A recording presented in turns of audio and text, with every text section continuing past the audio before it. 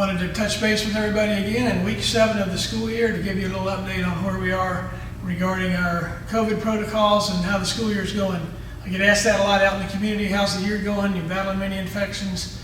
We're very grateful for the low number of infections and relatively low number of students we've had to quarantine over the past 7 weeks, and we're very appreciative of all the cooperation of our school community with all the protocols we have in place to try to keep our campus as safe and healthy as possible and to protect our opportunity to have on-campus education in the full range of programs that are possible at this time for our students.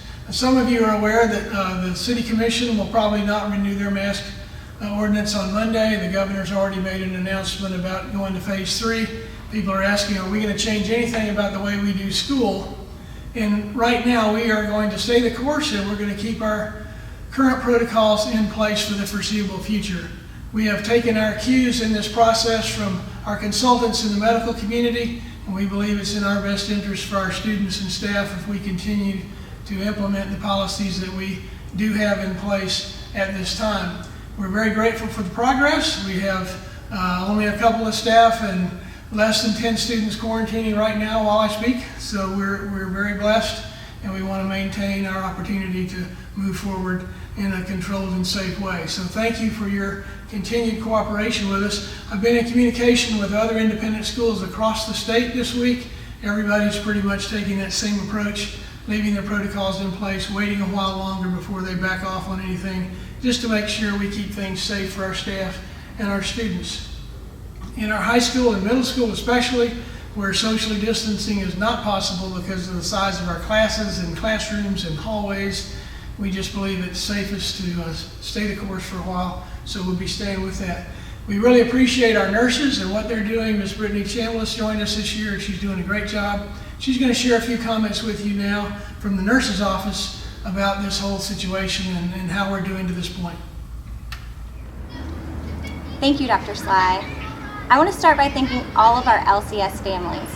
You have been instrumental in keeping our classrooms open by following our health checklist and keeping family members home when they're not feeling well. I also want to thank our students for not only wearing their masks, but doing it with a great attitude. I wanted to draw your attention to our illness policy addendum. We have recently updated this, and this will be a process over the season of life. As we deal with COVID situations and learn more every day, throughout the year, our policies will be evolving and changing. You'll be able to find the latest updates in the weekly update email that'll be going out. We will bullet point and highlight all of the changes, and if anyone in your family falls ill with COVID symptoms, they have been tested for COVID, you can always refer to this policy to help guide you in what to do next. Thank you. Thanks, Brittany. We really appreciate you and your other nurses that are working with you and the great job you're doing to keep our campus safe and to help us all stay healthy through this. We've also been asked about, is anything going to change the football game? That's an outside venue. We're going to do anything different there. We're going to stay the course there as well. We appreciate your cooperation with us to mask up when you come to the game and to keep those on most of the time. And when you're moving around the stadium especially, we really want you to keep those in place to keep us having the opportunity to minimize infection at every opportunity. We have the stadium right now at a 50% capacity, and some schools we're talking to are using 15% to 25%, some really low numbers. We'd like to be able to keep a bigger crowd available to come to the games and enjoy the game and have more support for our teams. So we're going to try to stay at 50%, but it's important for us to be able to keep our mask policy in place if we're going to have those kind of numbers in the stadium. So we appreciate your help in that, and we'll continue to monitor all these protocols and infection rates and everything as we go forward. Hopefully down the road we'll be able to back off on some of these things and have it be a little less restricted. So we appreciate your cooperation with us.